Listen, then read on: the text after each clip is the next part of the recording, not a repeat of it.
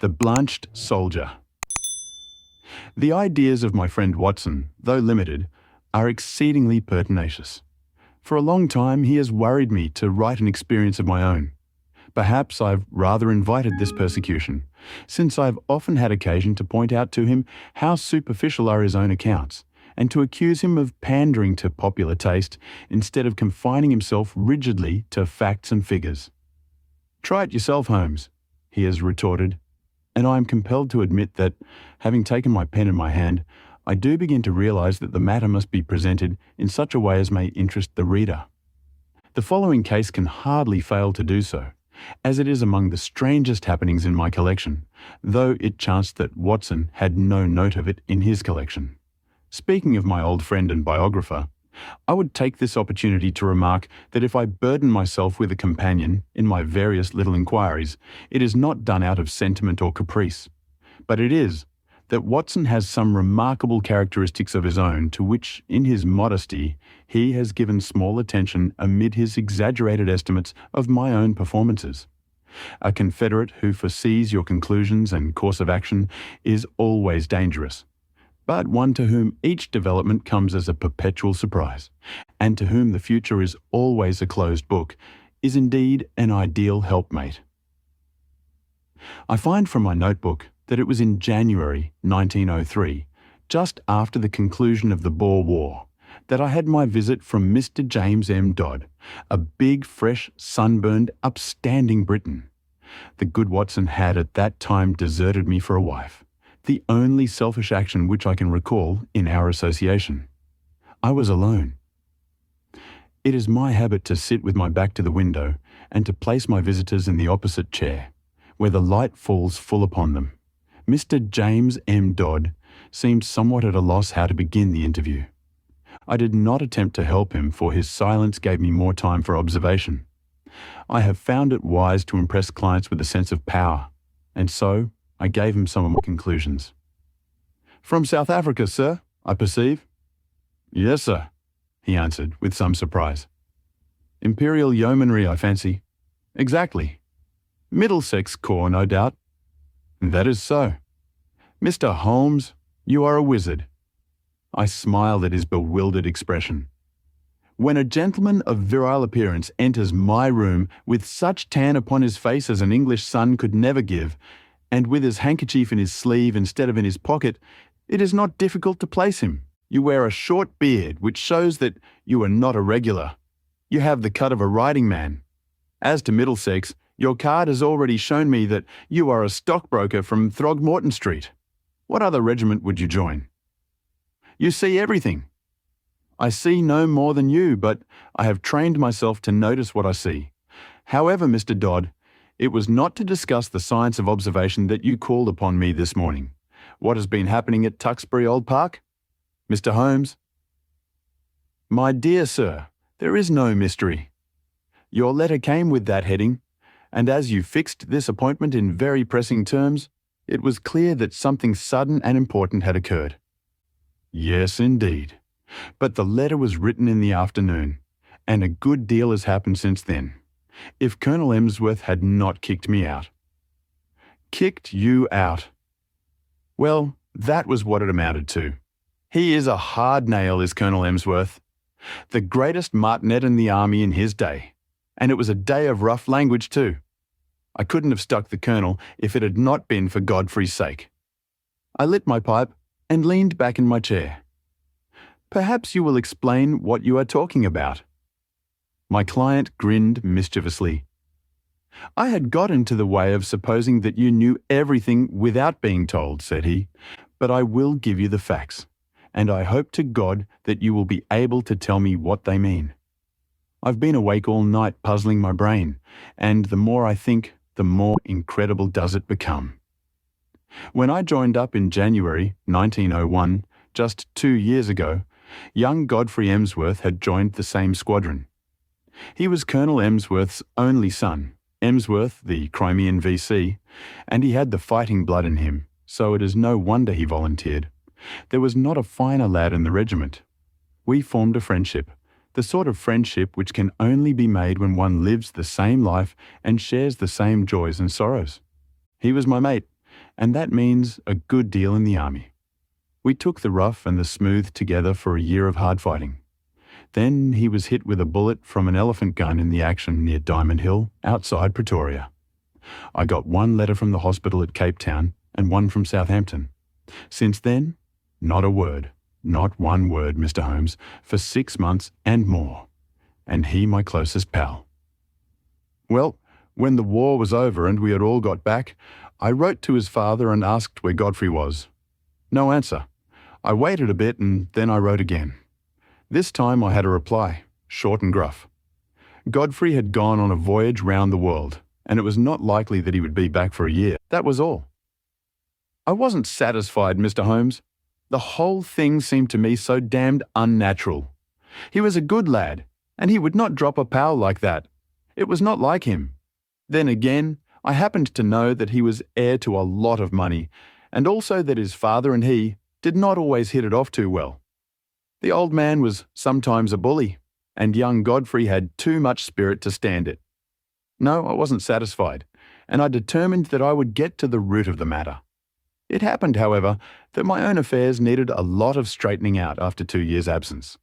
And so it is only this week that I have been able to take up Godfrey's case again. But since I've taken it up, I mean to drop everything in order to see it through. Mr. James M. Dodd appeared to be the sort of person whom it would be better to have as a friend than as an enemy. His blue eyes were stern, and his square jaw had set hard as he spoke. "Well, what have you done?" I asked. My first move was to get down to his home, Tewkesbury Old Park, near Bedford, and to see for myself how the ground lay. I wrote to the mother, therefore. I had had quite enough of the curmudgeon of a father, and I made a clean frontal attack. Godfrey was my chum. I had a great deal of interest which I might tell her of our common experiences. I should be in the neighbourhood. Would there be any objection, etc.? In reply, I had quite an amiable answer from her and an offer to put me up for the night. That was what took me down on Monday. Tewkesbury Old Hall is inaccessible, 5 miles from anywhere. There was no trap at the station, so I had to walk, carrying my suitcase, and it was nearly dark before I arrived. It is a great wandering house, standing in a considerable park. I should judge it was of all sorts of ages and styles, starting on a half-timbered Elizabethan foundation and ending in a Victorian portico. Inside it was all panelling and tapestry and half-effaced old pictures, a house of shadows and mystery. There was a butler, old Ralph, who seemed about the same age as the house, and there was his wife, who might have been older. She had been Godfrey's nurse, and I had heard him speak of her as second only to his mother in his affections, so I was drawn to her in spite of her queer appearance. The mother I liked also, a gentle little white mouse of a woman.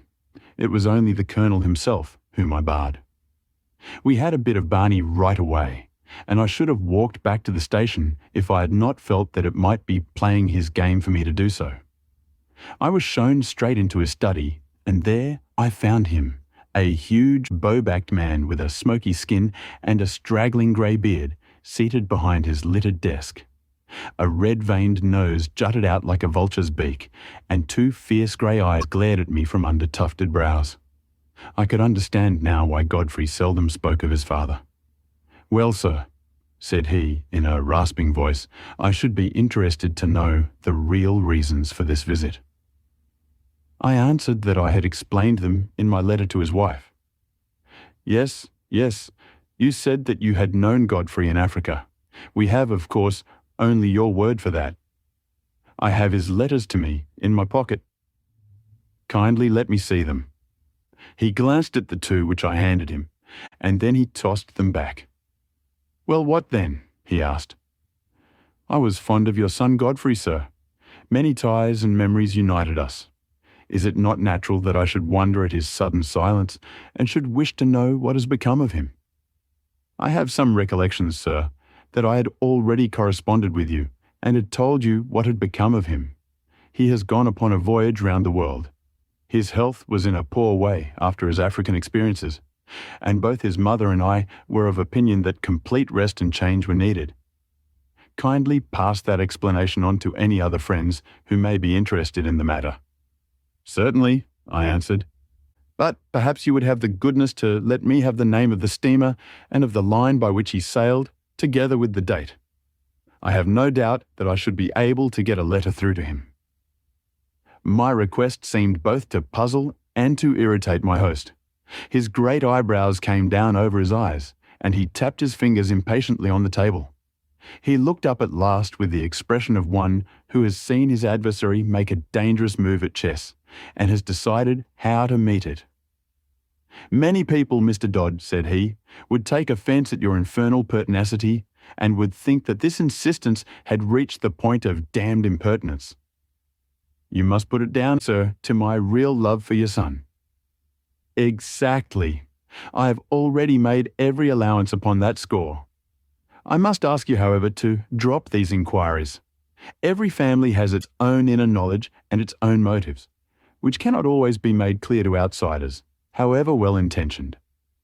My wife is anxious to hear something of Godfrey's past which you are in a position to tell her. But I would ask you to let the present and the future alone. Such inquiries serve no useful purpose, sir, and place us in a delicate and difficult position." So I came to a dead end, Mr. Holmes. There was no getting past it. I could only pretend to accept the situation and register a vow inwardly that I would never rest until my friend's fate had been cleared up. It was a dull evening. We dined quietly, the three of us, in a gloomy, faded old room. The lady questioned me eagerly about her son, but the old man seemed morose and depressed. I was so bored by the whole proceeding that I made an excuse as soon as I decently could, and retired to my bedroom. It was a large, bare room on the ground floor, as gloomy as the rest of the house. But after a year of sleeping upon the veldt, Mr. Holmes, one is not too particular about one's quarters. I opened the curtains and looked out into the garden, remarking that it was a fine night with a bright half-moon. Then I sat down by the roaring fire with the lamp on a table beside me, and endeavoured to distract my mind with a novel. I was interrupted, however, by Ralph, the old butler, who came in with a fresh supply of coals. "I thought you might run short in the night time, sir. It is bitter weather, and these rooms are cold." He hesitated before leaving the room, and when I looked round, he was standing facing me with a wistful look upon his wrinkled face. "Beg your pardon, sir, but I could not help hearing what you said of young Master Godfrey at dinner. You know, sir, that my wife nursed him, and so I may say I am his foster father. It's natural we should take an interest. And you say he carried himself well, sir?" "There was no braver man in the regiment. He pulled me out once from under the rifles of the Boers, or maybe I should not be here." The old butler rubbed his skinny hands. "Yes, sir, yes, that is Master Godfrey all over. He was always courageous. There's not a tree in the park, sir, that he has not climbed. Nothing would stop him. He was a fine boy. And oh, sir, he was a fine man." I sprang to my feet. "Look here," I cried. "You say he was. You speak as if he were dead. What is all this mystery? What has become of Godfrey Emsworth?" I gripped the old man by the shoulder, but he shrank away. "I don't know what you mean, sir. Ask the master about Master Godfrey. He knows. It is not for me to interfere." He was leaving the room, but I held his arm. "Listen," I said. "You are going to answer one question before you leave if I have to hold you all night. Is Godfrey dead?" He could not face my eyes. He was like a man hypnotized. The answer was dragged from his lips. It was a terrible and unexpected one. "I wish to God he was!" he cried, and tearing himself free, he dashed from the room. You will think, Mr. Holmes, that I returned to my chair in no very happy state of mind. The old man's words seemed to me to bear only one interpretation.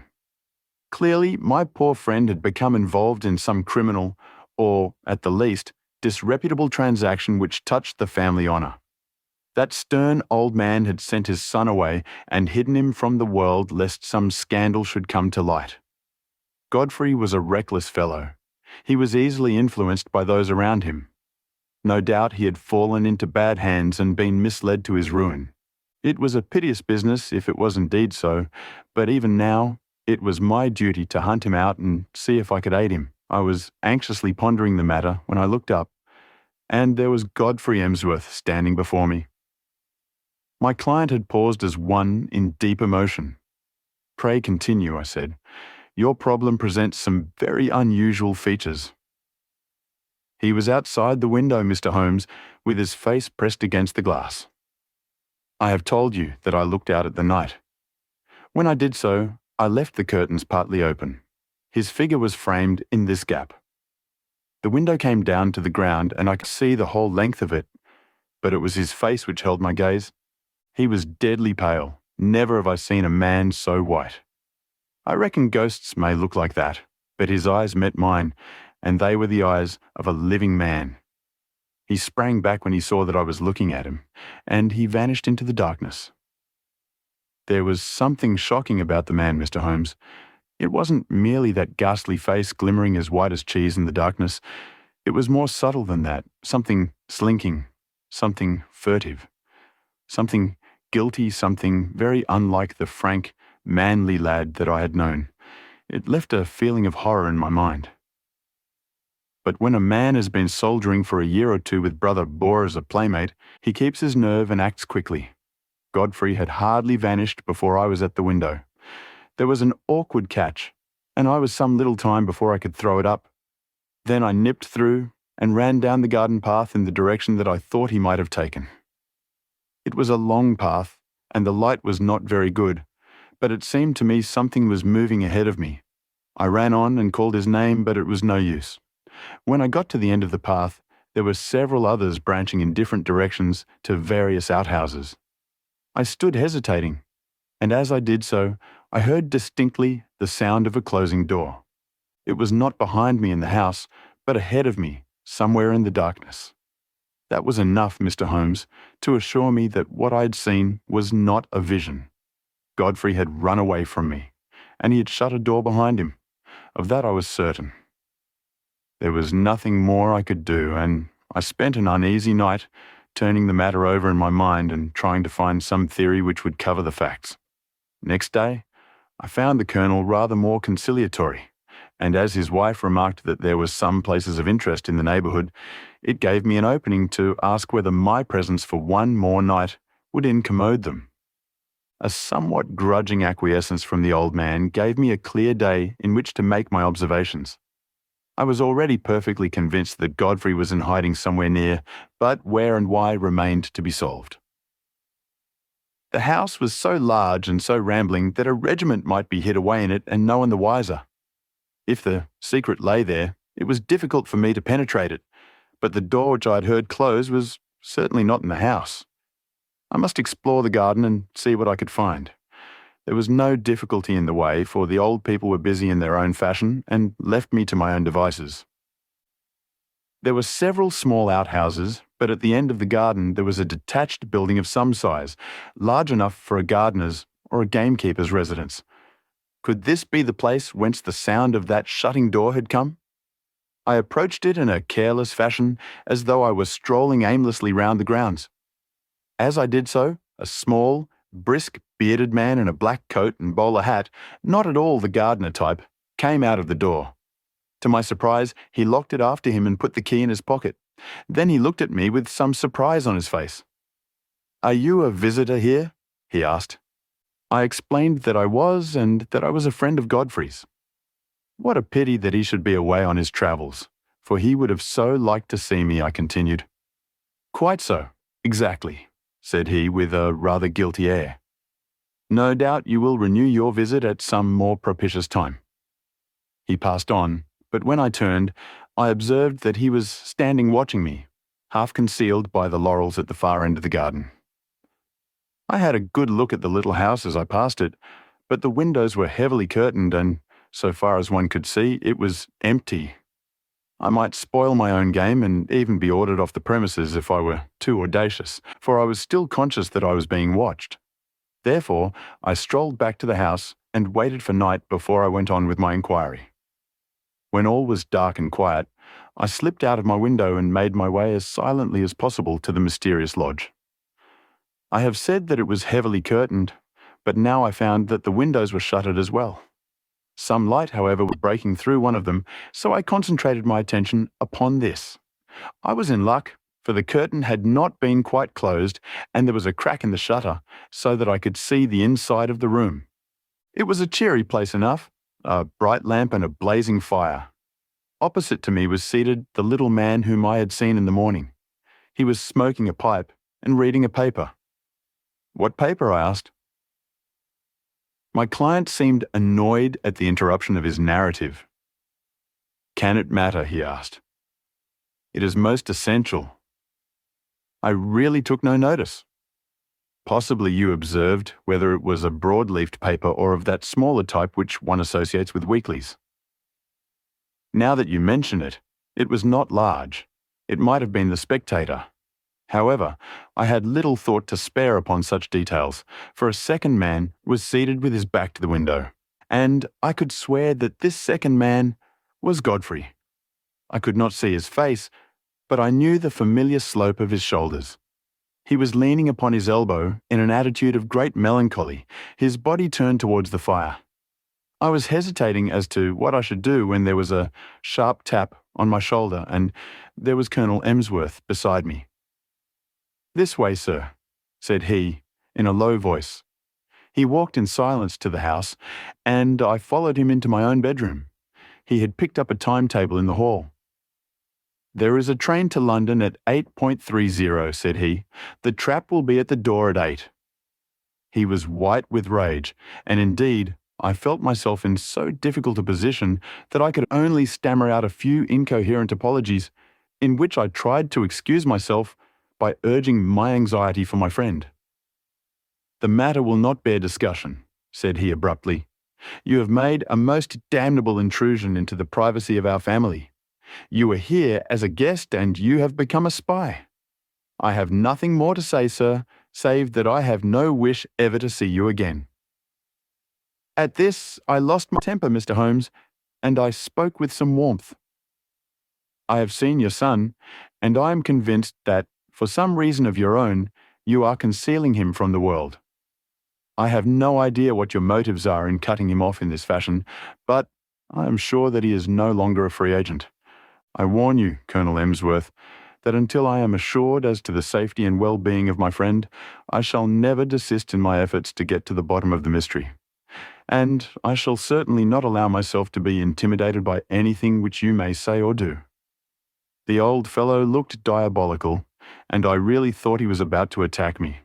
I have said that he was a gaunt, fierce old giant, and though I am no weakling, I might have been hard put to it to hold my own against him. However, after a long glare of rage, he turned upon his heel and walked out of the room. For my part, I took the appointed train in the morning, with the full intention of coming straight to you and asking for your advice and assistance at the appointment for which I had already written. Such was the problem which my visitor laid before me. It presented, as the astute reader will have already perceived, few difficulties in its solution, for a very limited choice of alternatives must get to the root of the matter. Still, elementary as it was, there were points of interest and novelty about it which may excuse my placing it upon record. I now proceeded, using my familiar method of logical analysis, to narrow down the possible solutions. "The servants?" I asked. "How many were in the house?" To the best of my belief, there were only the old butler and his wife. They seemed to live in the simplest fashion. There was no servant, then, in the detached house? None, unless the little man with the beard acted as such. He seemed, however, to be quite a superior person. That seems very suggestive. Had you any indication that food was conveyed from the one house to the other? Now that you mention it, I did see old Ralph carrying a basket down the garden walk and going in the direction of this house. The idea of food did not occur to me at the moment. Did you make any local inquiries? Yes, I did. I spoke to the station master and also to the innkeeper in the village. I simply asked if they knew anything of my old comrade Godfrey Emsworth. Both of them assured me that he had gone for a voyage round the world. He had come home and then had almost at once started off again. The story was evidently universally accepted. You said nothing of your suspicions? Nothing.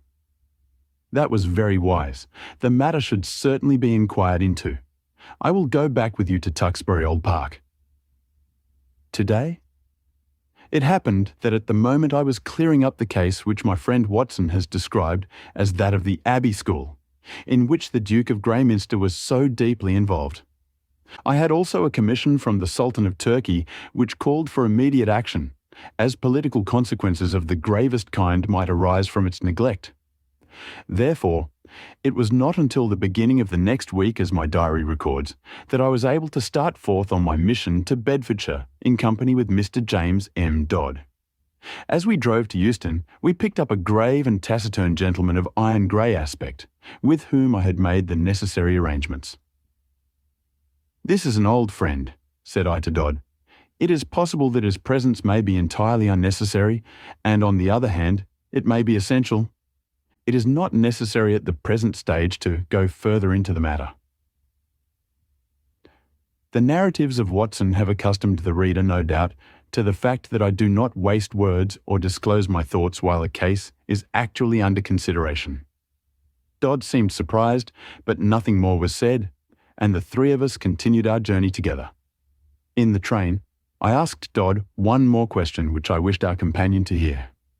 "You say that you saw your friend's face quite clearly at the window, so clearly that you are sure of his identity?" "I have no doubt about it whatever. His nose was pressed against the glass. The lamplight shone full upon him." "It could not have been someone resembling him?" No, it was he." "But you say he was changed?" "Only in colour. His face was, how shall I describe it? It was of a fish-belly whiteness. It was bleached." "Was it equally pale all over?" "I think not. It was his brow which I saw so clearly, as it was pressed against the window." "Did you call to him?" "I was too startled and horrified for the moment. Then I pursued him, as I have told you, but without result. My case was practically complete, and there was only one small incident needed to round it off. When, after a considerable drive, we arrived at the strange old rambling house which my client had described, it was Ralph, the elderly butler, who opened the door. I had requisitioned the carriage for the day, and had asked my elderly friend to remain within it, unless we should summon him. Ralph, a little wrinkled old fellow, was in the conventional costume of black coat and pepper and salt trousers, with only one curious variant. He wore brown leather gloves, which at sight of us he instantly shuffled off, laying them down on the hall table as we passed in. I have, as my friend Watson may have remarked, an abnormally acute set of senses, and a faint but incisive scent was apparent. It seemed to centre on the hall table. I turned, placed my hat there, knocked it off, stooped to pick it up, and contrived to bring my nose within a foot of the gloves. Yes, it was undoubtedly from them that the curious tarry odour was oozing. I passed on into the study with my case complete. Alas, that I should have to show my hand, so when I tell my own story. It was by concealing such links in the chain that Watson was enabled to produce his meretricious finales. Colonel Emsworth was not in his room, but he came quickly enough on receipt of Ralph's message. We heard his quick, heavy step in the passage. The door was flung open and he rushed in with bristling beard and twisted features, as terrible an old man as ever I have seen. He held our cards in his hand, and he tore them up and stamped on the fragments. "Have I not told you, you infernal busybody, that you are warned off the premises? Never dare to show your damned face here again. If you enter again without my leave, I shall be within my rights if I use violence. I'll shoot you, sir. By God, I will. As to you, sir," turning upon me, "I extend the same warning to you.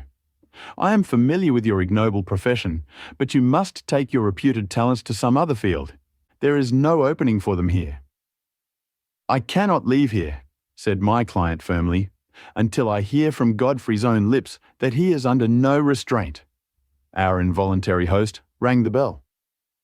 "Ralph," he said, "telephone down to the county police and ask the inspector to send up 2 constables. Tell him there are burglars in the house." "One moment," said I. "You must be aware, Mr. Dodd, that Colonel Emsworth is within his rights and that we have no legal status within his house. On the other hand, he should recognise that your action is prompted entirely by solicitude for his son." I venture to hope that if I were allowed to have 5 minutes conversation with Colonel Emsworth, I could certainly alter his view of the matter. I'm not so easily altered, said the old soldier. Ralph, do what I have told you. What the devil are you waiting for? Ring up the police. Nothing of the sort, I said, putting my back to the door. Any police interference would bring about the very catastrophe which you dread. I took out my notebook and scribbled one word upon a loose sheet. That, said I, as I handed it to Colonel Emsworth, is what has brought us here. He stared at the writing with a face from which every expression save amazement had vanished. How do you know? He gasped, sitting down heavily in his chair. It is my business to know things. That is my trade. He sat in deep thought, his gaunt hand tugging at his straggling beard. Then he made a gesture of resignation. Well, if you wish to see Godfrey, you shall. It is no doing of mine, but you have forced my hand. Ralph, tell Mr. Godfrey and Mr. Kent that in 5 minutes we shall be with them. At the end of that time, we passed down the garden path and found ourselves in front of the mystery house at the end. A small bearded man stood at the door with a look of considerable astonishment upon his face. This is very sudden, Colonel Emsworth, said he. This will disarrange all our plans. I can't help it, Mr. Kent. Our hands have been forced. Can Mr. Godfrey see us? Yes, he is waiting inside. He turned and led us into a large, plainly furnished front room. A man was standing with his back to the fire, and at the sight of him, my client sprang forward with outstretched hand. Why, Godfrey, old man, this is fine. But the other waved him back. Don't touch me, Jimmy. Keep your distance. Yes, you may well stare. I don't quite look the smart Lance Corporal Emsworth of B Squadron, do I? His appearance was certainly extraordinary. One could see that he had indeed been a handsome man with clear-cut features, sunburned by an African sun, but mottled in patches over this darker surface were curious whitish patches which had bleached his skin. That's why I don't court visitors, said he. I don't mind you, Jimmy, but I could have done without your friend. I suppose there is some good reason for it, but you have me at a disadvantage. I wanted to be sure that all was well with you, Godfrey. I saw you that night when you looked into my window, and I could not let the matter rest till I had cleared things up. Old Ralph told me you were there, and I couldn't help taking a peep at you. I hoped you would not have seen me, and I had to run to my burrow when I heard the window go up. But what in heaven's name is the matter? Well, it's not a long story to tell, said he, lighting a cigarette. You remember that morning fight at Buffelsproet outside Pretoria on the Eastern Railway line? You heard I was hit? Yes, I heard that, but I never got particulars. 3 of us got separated from the others. It was very broken country, you may remember. There was Simpson, the fellow we called Baldy Simpson, and Anderson, and I. We were clearing Brother Boer, but he lay low and got the 3 of us. The other 2 were killed. I got an elephant bullet through my shoulder. I stuck onto my horse, however, and he galloped several miles before I fainted and rolled off the saddle. When I came to myself, it was nightfall, and I raised myself up, feeling very weak and ill. To my surprise, there was a house close beside me, a fairly large house with a broad stoop and many windows. It was deadly cold. You remember the kind of numb cold which used to come at evening, a deadly, sickening sort of cold, very different from a crisp, healthy frost. Well, I was chilled to the bone, and my only hope seemed to lie in reaching that house. I staggered to my feet and dragged myself along, hardly conscious of what I did. I have a dim memory of slowly ascending the steps, entering a wide-opened door, passing into a large room which contained several beds, and throwing myself down with a gasp of satisfaction upon one of them. It was unmade, but that troubled me not at all. I drew the clothes over my shivering body, and in a moment I was in a deep sleep. It was morning when I wakened, and it seemed to me that instead of coming out into a world of sanity, I had emerged into some extraordinary nightmare. The African sun flooded through the big curtainless windows, and every detail of the great bare whitewashed dormitory stood out hard and clear. In front of me was standing a small, dwarf-like man with a huge bulbous head, who was jabbering excitedly in Dutch, waving two horrible hands which looked to me like brown sponges. Behind him stood a group of people who seemed to be intensely amused by the situation, but a chill came over me as I looked at them. Not one of them was a normal human being. Everyone was twisted or swollen or disfigured in some strange way. The laughter of these strange monstrosities was a dreadful thing to hear. It seemed that none of them could speak English, but the situation wanted clearing up, for the creature with the big head was growing furiously angry, and, uttering wild beast cries, he had laid his deformed hands upon me and was dragging me out of bed, regardless of the fresh flow of blood from my wound. The little monster was as strong as a bull, and I don't know what he might have done to me had not an elderly man, who was clearly in authority, been attracted to the room by the hubbub. He said a few stern words in Dutch, and my persecutor shrank away. Then he turned upon me, gazing at me in the utmost amazement. "How in the world did you come here?" he asked in amazement. "Wait a bit. I see that you are tired out and that wounded shoulder of yours wants looking after. I am a doctor and I'll soon have you tied up. But, man alive, you are in far greater danger here than ever you were on the battlefield. You are in the leper hospital and you have slept in a leper's bed." Need I tell you more, Jimmy? It seems that in view of the approaching battle, all these poor creatures had been evacuated the day before. Then, as the British advanced, they had been brought back by this, their medical superintendent, who assured me that, though he believed he was immune to the disease, he would nonetheless never have dared to do what I had done. He put me in a private room, treated me kindly, and within a week or so I was removed to the General Hospital of Pretoria. So there you have my tragedy. I hoped against hope, but it was not until I had reached home that the terrible signs which you see upon my face told me that I had not escaped. What was I to do? I was in this lonely house. We had 2 servants whom we could utterly trust. There was a house where I could live. Under pledge of secrecy, Mr. Kent, who was a surgeon, was prepared to stay with me. It seemed simple enough on those lines. The alternative was a dreadful one. Segregation for life among strangers, with never a hope of release. But absolute secrecy was necessary, or even in this quiet countryside there would have been an outcry, and I should have been dragged to my horrible doom. Even you, Jimmy, even you had to be kept in the dark. Why my father has relented, I cannot imagine. Colonel Emsworth pointed to me. This is the gentleman who forced my hand. He unfolded the scrap of paper on which I had written the word leprosy. It seemed to me that if he knew so much as that, it was safer that he should know all. And so it was, said I. Who knows but good may come of it? I understand that only Mr. Kent has seen the patient. May I ask, sir, if you are an authority on such complaints, which are, I understand, tropical or semi-tropical in their nature? I have the ordinary knowledge of the educated medical man, he observed with some stiffness. I have no doubt, sir, that you are fully competent, but I am sure that you will agree that in such a case a second opinion is valuable.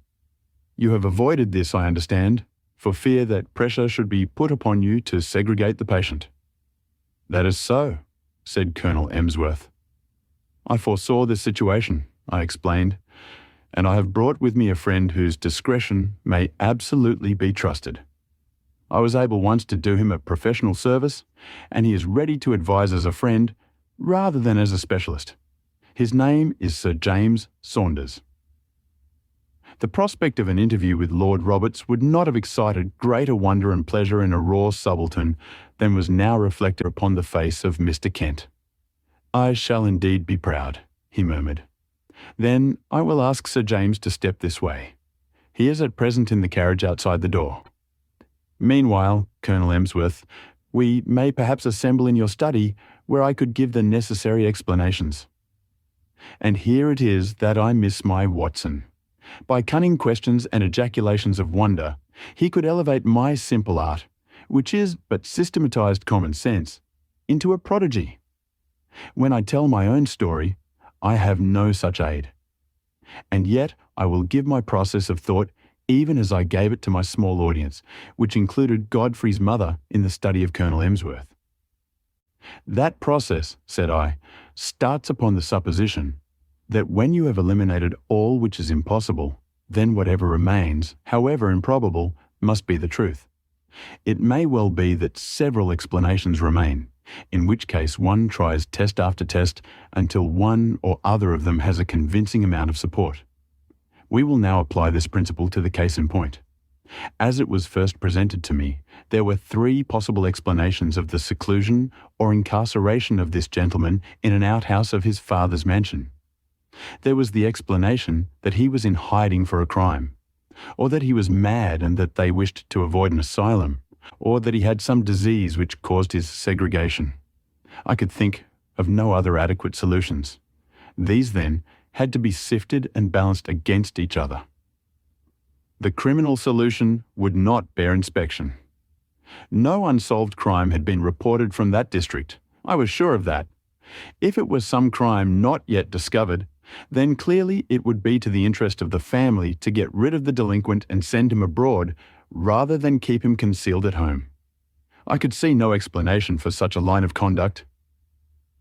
Insanity was more plausible. The presence of the second person in the outhouse suggested a keeper. The fact that he locked the door when he came out strengthened the supposition and gave the idea of constraint. On the other hand, this constraint could not be severe, or the young man could not have got loose and come down to have a look at his friend. You will remember, Mr. Dodd, that I felt round for points, asking you, for example, about the paper which Mr. Kent was reading. Had it been Lancet or the British Medical Journal, it would have helped me. It is not illegal, however, to keep a lunatic upon private premises so long as there is a qualified person in attendance and that the authorities have been duly notified. Why then all this desperate desire for secrecy? Once again, I could not get the theory to fit the facts.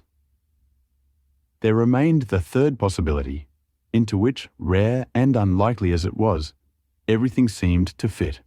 Leprosy is not uncommon in South Africa. By some extraordinary chance, this youth might have contracted it. His people would be placed in a very dreadful position, since they would desire to save him from segregation. Great secrecy would be needed to prevent rumours from getting about and subsequent interference by the authorities. A devoted medical man, if sufficiently paid, would easily be found to take charge of the sufferer. There would be no reason why the latter should not be allowed freedom after dark. Bleaching of the skin is a common result of the disease. The case was a strong one, so strong that I determined to act as if it were actually proved. When on arriving here, I noticed that Ralph, who carries out the meals, had gloves which are impregnated with disinfectants. My last doubts were removed. A single word showed you, sir, that your secret was discovered, and if I wrote rather than said it, it was to prove to you that my discretion was to be trusted. I was finishing this little analysis of the case when the door was opened, and the austere figure of the great dermatologist was ushered in.